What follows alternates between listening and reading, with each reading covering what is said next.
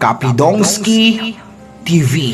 Grabe, ang bongga ng birthday celebration ni VNC ngayong September 12. Major sponsor ni Kay Edo na si Mami Lydia Nabida may paletsyon. Grabe na talaga ang daming nagmamahal kay VNC. Yan ay sama-sama nating tutukan mamaya mga kalingap. At kung nagustuhan niyo po ang ganitong klaseng reaction video, paki-like at subscribe naman po para lagi kayong updated sa susunod kong mga uploads. At salamat sa walang sawang pagmamahal at suporta kay Kuya Val Santos Matubang at Idol Kalingap Rab. Paalala, panoorin at tapusin ang video na ito para malaman mo kung ano ang nilalaman nito bago mag-comment. Ngayon balik tayo sa topic. Grabe talaga ito na siguro ang tatalo sa lahat ng pa-birthday ng Kalingap Angels ang birthday ni VNC bukas. Grabe ang paghahanda ng Team Kalingap sa birthday celebration bukas ni VNC.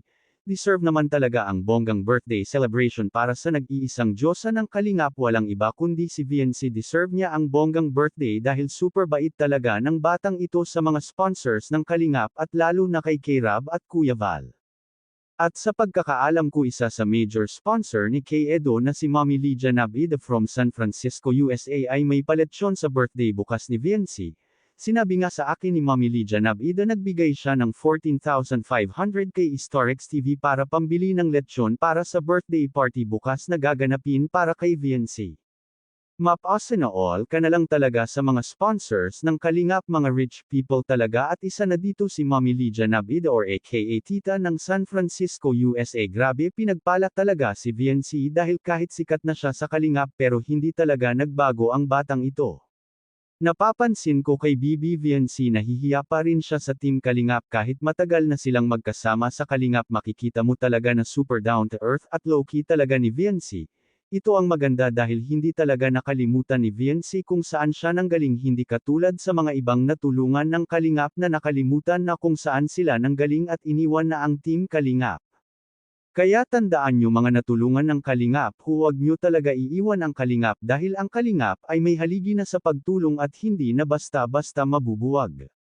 Samantala, shout out to Mami Lydia Nabida, iba ka talaga, alam mo talaga kung ano ang pangangailangan ng mga taong wala sa buhay, ang bilis mong makaunawa, kaya maraming blessings na dumating po sa inyo dahil marami ka nang natulungan at napasayang mga tao at isa na ako doon. Sana po hindi kayo magsawang tumulong sa mga taong nangangailangan ng tulong. At sa live nga ni Kalingap JJ, ito nga may 4 na lechon para raw sa birthday ni VNC, sana all. Thank you po sa inyo. Grabe po ang kilig kasi nga po, grabe po ang kilig talaga po sila. Grabe po ang ang ganapan doon. Ang umuulan, sobrang baha. Tapos ang niyo po yun, ang init ng usapan nila. O talaga, as in totoo po talaga. Yung usapan po nila is legit.